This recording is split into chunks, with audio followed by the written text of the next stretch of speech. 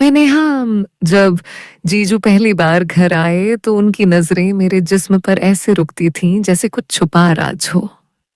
रातें लंबी होती गईं, बातें मीठी होती गईं, स्पर्श भी करीब आते गए। नमस्ते दोस्तों, मेरा नाम नेहा है। मैं 22 साल की हूँ और देखने में ठीक ठाक ही हूँ। वो क्या कहते हैं ना, थोड़ी सी गोरी, थोड़ी सी भरी भरी, ऐसी कि लोग मुड़कर देखते हैं। मेरी आंखें बड़ी बड़ी हैं और जब मैं हंसती हूं तो मेरे होठों पर एक अलग ही चमक आ जाती है, जैसे कोई मीठी सी बात कह रही हूं। मेरी कमर पतली है लेकिन कूल्हे थोड़े चौड़े, जो मेरी साड़ी में और भी अच्छे लगते हैं। मैं गांव के पास वाले छोटे शहर में रहती हूँ। घर में सबके साथ हंसी मजाक चलता रहता है। आज मैं आपको अपनी एक कहानी सुनाने वाली हूँ जो मेरे और मेरे जीजू की है। जी हाँ, जीजू, वो मेरी दीदी के पति। नाम है उनका अमित। अमित जीजू देखने में बहुत स्मार्ट हैं, लंबे चौड़े, कसरती बदन और वो मुस्कान जो दिल को छू जाती है।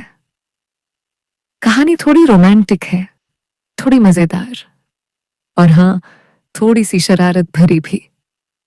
सुनते रहना, क्योंकि ये कहानी धीरे धीरे खुलती जाएगी, जैसे कोई फूल खिलता है। तो बात उस दिन की है जब दीदी की शादी के बाद पहली बार जीजू हमारे घर आए थे।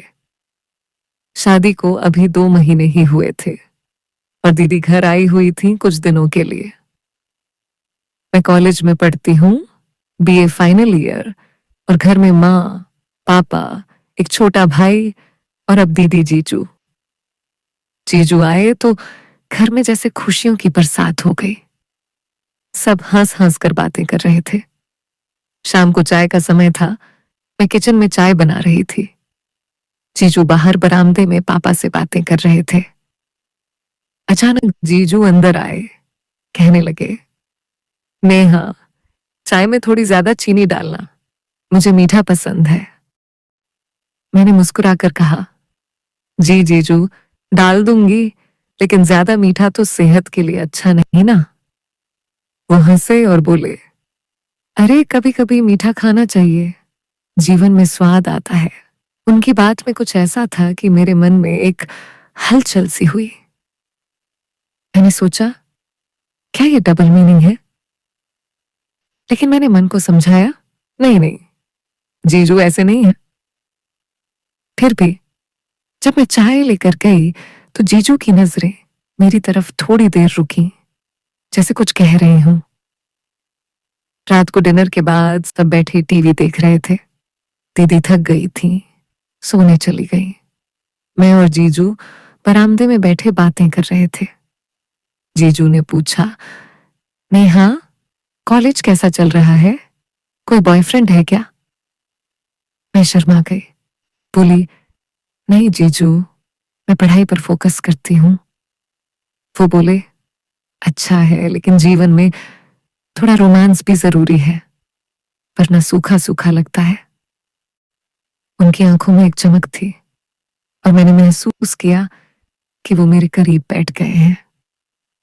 मेरी सांसें तेज हो गईं, लेकिन मैंने खुद को संभाला। हम बातें करते रहे। जीजू ने बताया कि वो जॉब करते हैं शहर में, इंजीनियर हैं। मैंने कहा, जीजू, आप इतने स्मार्ट हैं, दीदी लकी हैं।